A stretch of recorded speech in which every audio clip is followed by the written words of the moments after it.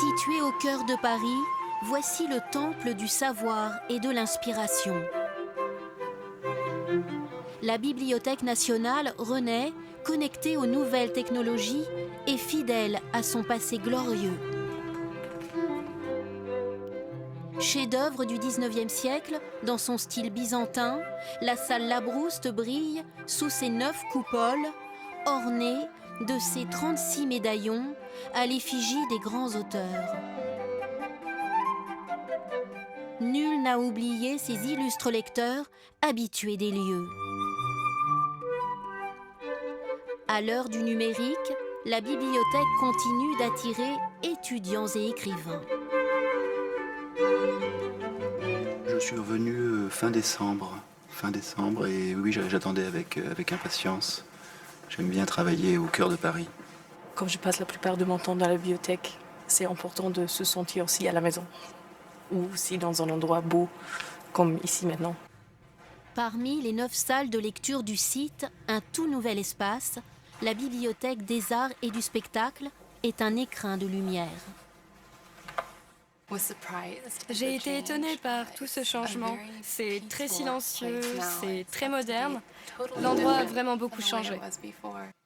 Nous sommes ici dans un lieu qui n'est pas ouvert au public, la galerie Auguste Rondel. Rondel était un mécène et un collectionneur passionné par les arts du spectacle. À partir de 1895, il a constitué une grande bibliothèque et en 1920, il a fait don de sa collection à l'État.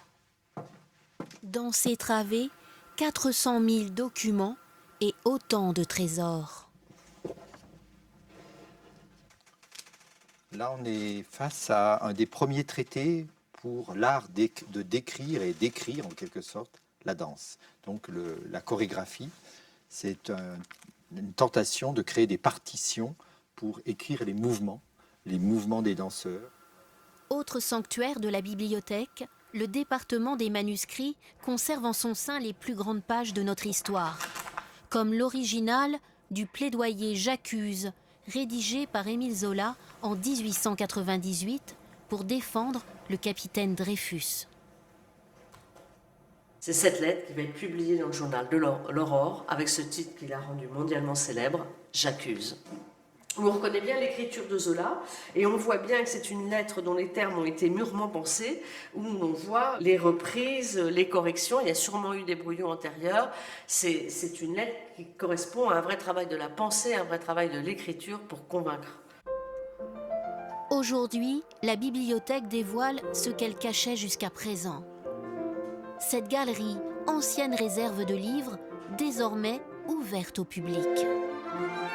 Ce qui est magique ici, c'est que vous êtes lecteur et vous venez vous installer et lire au milieu des livres, au milieu de ces structures de fonte, de bois qui viennent donner l'atmosphère étonnante de cet endroit. Un travail sur la lumière artificielle un peu magique qui transparaît au travers des planchers. La magnifique salle ovale est encore en chantier. Pour financer sa restauration, une souscription est ouverte. Le public profitera du lieu en 2020.